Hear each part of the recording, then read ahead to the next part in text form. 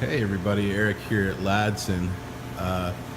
Quick weird video for you today. We're doing a job that requires all these great big pieces of MDF, and the best yield we can get out of those comes out of a 5x10 sheet. Normally I'm running a 4x8 spoil board, so I put a 5x10 down because I happen to have one handy.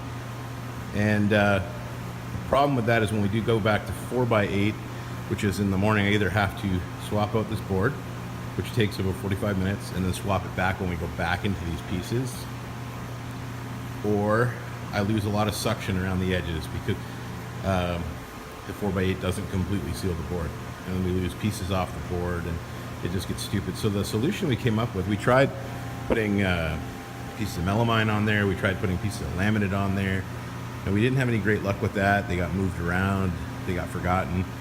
So what we came up with was 2 or 3 coats, thick coats of latex paint.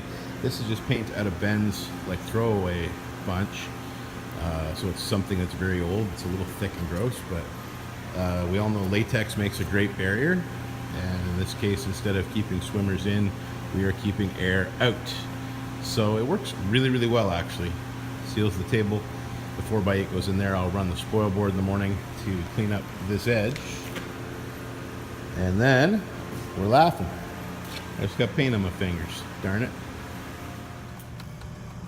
Well, hey everybody, Crazy Eric from Crazy Eric's 2-Second Emporium, and yeah, I'm still here. I'm still leaning like crazy, looking at my processes and stuff. I've done a whole bunch of small improvements lately. I standardized the locks on the propane crib because we are on one padlock for the whole shop, except the propane crib, which is strange.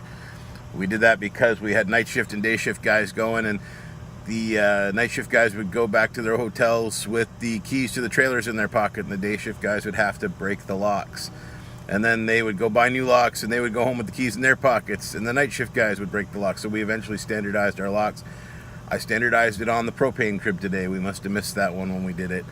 A little visual control on my airline because guys will take it to blow off the planer, and then they just let go and it tangles itself all up.